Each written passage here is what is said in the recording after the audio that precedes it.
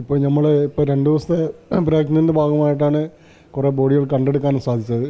ഇനിയും അതുപോലെ ഒരുപാട് ബോഡികൾ കണ്ടെടുക്കാനുണ്ട്. ഇപ്പോൾ നിലമ്പൂരിൽ നിന്ന് മുതൽ നമുക്ക് ബോഡികൾ ഇങ്ങോട്ട് വരുന്നുണ്ട്. ഇപ്പോഴും പലയിടങ്ങളിലായി ബോഡി കുടുങ്ങി കിടക്കുന്നുണ്ട്. പിന്നെ മുണ്ടക്കൈ പ്രദേശങ്ങളിൽ ബിൽഡിങ്ങിൻ്റെ ഉള്ളിലൊക്കെ ആയിട്ട് പിന്നെ മരത്തിൻ്റെ ഇടയിലൊക്കെ ആയിട്ടാണ് ബോഡി കിടക്കുന്നത്. അതുപോലെ തന്നെ ഈ ബോഡി ഒഴുകിപ്പോയ പല പുഴയിലൊക്കെ തന്നെ പലയിടത്തും ബോഡി കാണാൻ സാധ്യതയുണ്ട്.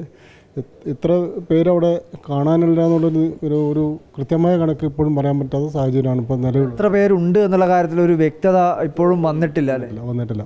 ഈ റിസോർട്ടുകളിലൊക്കെ നിരവധിയായിട്ടുള്ള ഈ വിനോദസഞ്ചാരികളായിട്ടൊക്കെ കുറേ പേര് എത്തിയിട്ടുണ്ട് എന്നൊക്കെ പറയുന്നുണ്ട്. അവരിൽ പല ആൾക്കാരും ഈ അപകടത്തിൻ്റെ ഭാഗമായി പെട്ടിട്ടുണ്ട് എന്നുള്ള കാര്യം കൂടി, അതിൻ്റെയൊക്കെ കൃത്യമായിട്ടുള്ളൊരു കണക്ക് നമുക്ക് കിട്ടിയിട്ടുണ്ടോ? ഇതുവരെ കിട്ടിയിട്ടില്ല.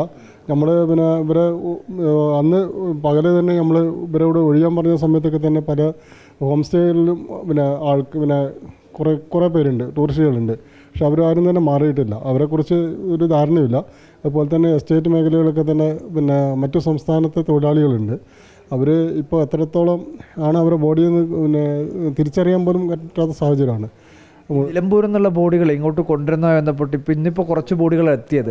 അപ്പോൾ നാളെ എല്ലാം അവിടെ കിട്ടിയിട്ടുള്ള എല്ലാ ബോഡികളും ഇങ്ങോട്ടേക്ക് അങ്ങനെ എന്തെങ്കിലും ഒരു ഇൻഫർമേഷൻ ഉണ്ടോ? എല്ലാ ബോഡികളും ഇങ്ങോട്ടേക്ക് കൊണ്ടുവരും. ഇവിടെ നിന്ന് പോസ്റ്റ്മോർട്ടം കഴിഞ്ഞതിന് ശേഷം ബന്ധുക്കൾക്ക് നിലമ്പൂരിൽ പോസ്റ്റ്മോർട്ടം ഒന്നും ചെയ്യുന്നില്ല.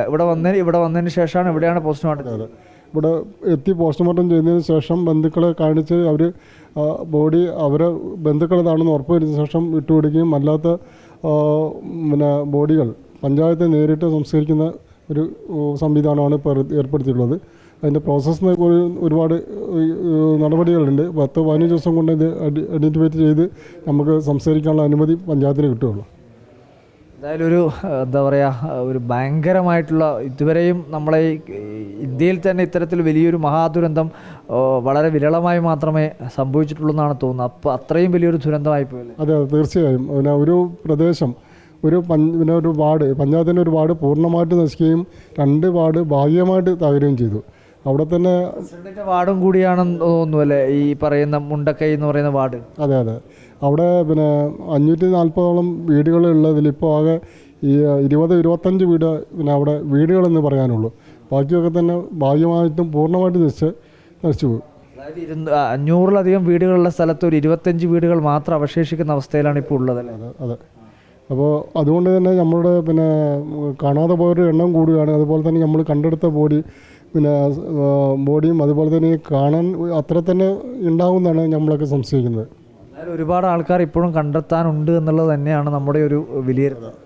തീർച്ചയായും ഒരുപാട് ആൾക്കാരെ കണ്ടെത്തേണ്ടതുണ്ട്. നമുക്ക് അവിടെ നിന്ന് പിന്നെ പരിക്കുകളോടും അതുപോലെ തന്നെ തക്ക സമയത്ത് മാറാൻ പറ്റിയവർ കുറേ പേരെ നമ്മൾ മാറ്റി പിന്നെ ക്യാമ്പുകളിലേക്ക് മാറ്റി പാർപ്പിച്ചു. അവർക്കുള്ള ചികിത്സയും മറ്റു സഹായങ്ങളൊക്കെ ചെയ്തു വരുന്നുണ്ട്. ഇനി പൂർണ്ണമായി അവരെ തിരിച്ച് പറഞ്ഞയക്കാൻ പറ്റാത്തൊരു മേഖലയായിട്ട് മുണ്ടക്കൈ മാറിക്കഴിഞ്ഞു. അവരെ ദുരിതവാസമാണ് ഇനിയിപ്പോൾ അവരുടെയൊക്കെ. അത് നമുക്കൊരു അടുത്ത ഘട്ടത്തിൽ നമുക്ക് ചെയ്യാം. ആദ്യ ഘട്ടത്തിൽ ഇപ്പോൾ രക്ഷാപ്രവർത്തനത്തിന് നമ്മളൊരു പ്രാധാന്യം കൊടുത്തുകൊണ്ട് കാര്യങ്ങൾ ചെയ്യുക എന്നുള്ളതാണ്. അതെ, തീർച്ചയായും.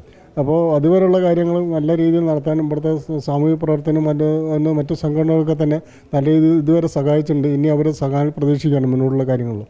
എന്തായാലും ഈ പഞ്ചായത്ത് ഓഫീസ് തന്നെ കഴിഞ്ഞ 2 ദിവസമായി പൂർണ്ണമായ തോതിൽ തന്നെ, അതായത് ജീവനക്കാരും ഇവിടുത്തെ ജനപ്രതിനിധികളും എല്ലാവരും തന്നെ സജീവമായി പഞ്ചായത്ത് ഓഫീസിൽ പ്രവർത്തിച്ചു കൊണ്ടേയിരിക്കുകയാണ്.